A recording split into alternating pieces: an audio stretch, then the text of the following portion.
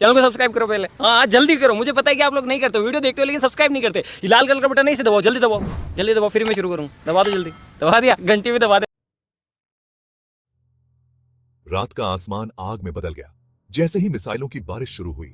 जब ईरान के बैलिस्टिक मिसाइलों ने इसराइल पर हमला किया तो पूरा शहर दहशत में आ गया। यह एक बहुत बड़ा हमला था जिसका निशाना इसराइल की सेना थी। ईरान ने अपने सबसे घातक हथियारों का इस्तेमाल किया। लगभग 180 मिसाइलें दागी गईं, जो ताकत का भयानक प्रदर्शन था। यह हमला इसराइल की सुरक्षा के लिए एक बड़ी चुनौती थी। इजरायली डिफेंस फोर्सेस या आईडीएफ हरकत में आई और उन्होंने ज्यादातर मिसाइलों को रोक लिया। उनकी त्वरित प्रतिक्रिया ने कई जानें बचाईं।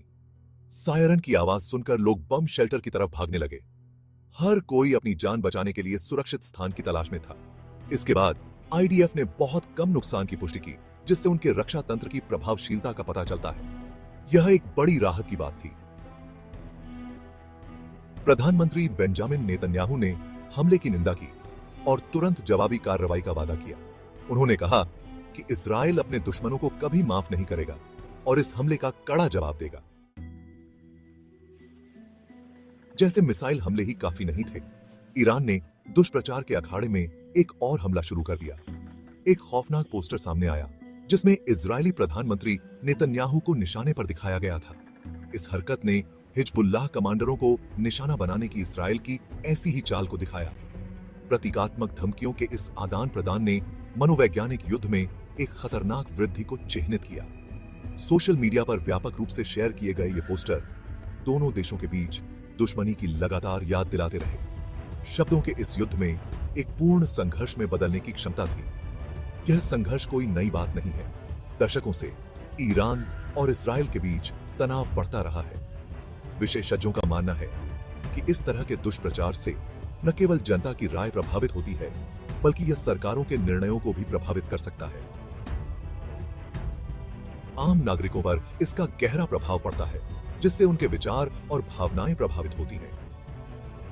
अंतर्राष्ट्रीय समुदाय भी इस स्थिति पर नजर रखे हुए हैं और कई देशों ने इस तरह के दुष्प्रचार की निंदा की है। हालांकि शांति वार्ता और कूटनीतिक प्रयास जारी हैं, लेकिन इस तरह के पोस्टर और दुष्प्रचार इन प्रयासों को कमजोर कर सकते हैं। उम्मीद है कि दोनों देश इस दुष्प्रचार को दरकिनार कर शांति और सहयोग की दिशा में आगे बढ़ेंगे। अंततः यह महत्वपूर्ण है कि हम सभी इस तरह के दुष्प्रचार के प्रभाव को समझें और शांति की दिशा में प्रयास करें। अंतर्राष्ट्रीय समुदाय ने देखा कि मध्य पूर्व में स्थिति कैसे बिगड़ रही है। ईरान के मिसाइल हमलों की निंदा तेजी से हुई। देशों ने इजराइल के साथ एकजुटता व्यक्त की। विश्व नेताओं ने आगे बढ़ने से रोकने और बातचीत के लिए संयम की आवश्यकता पर जोर दिया। हिंसा के बजाय कूटनीति का आग्रह करने और मध्यस्थता करने के लिए संयुक्त राष्ट्र पर दबाव बढ़ता गया। इजरायल ईरान संघर्ष के शांतिपूर्ण समाधान के लिए दुनिया एकजुट थी। वॉशिंगटन से एक कड़ी चेतावनी। बाइडेन ने तेहरान को अंजाम भुगतने की चेतावनी दी। राष्ट्रपति बाइडेन ने स्पष्ट किया कि ईरान की आक्रामक गतिविधियों को बर्दाश्त नहीं किया जाएगा।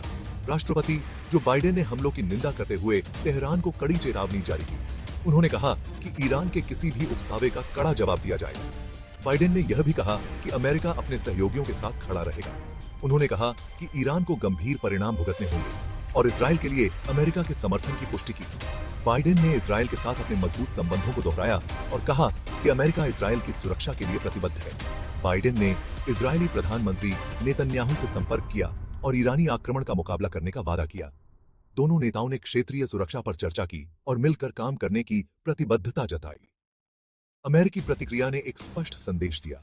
संयुक्त राज्य अमेरिका क्षेत्रीय स्थिरता को खतरे में डालने वाली कार्रवाइयों को बर्दाश्त नहीं करेगा।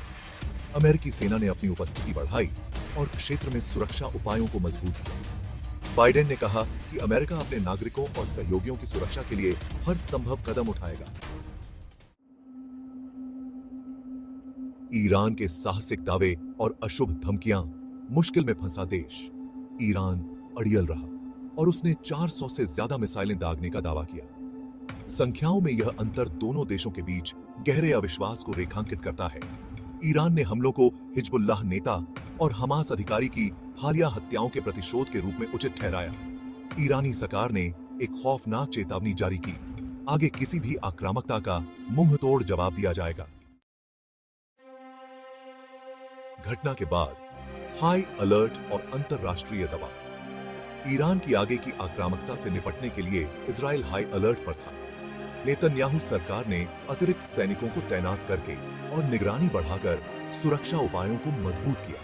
अंतरराष्ट्रीय समुदाय ने पूर्ण युद्ध को रोकने के प्रयास तेज कर दिए। राजनयिक चैनल सक्रिय हो गए। दोनों पक्षों से शांतिपूर्ण समाधान तलाशने का आग्रह किया गया। दुनिया ने यह उम्मीद करते हुए देखा कि कूटनीति हिंसा पर भारी पड़ेगी।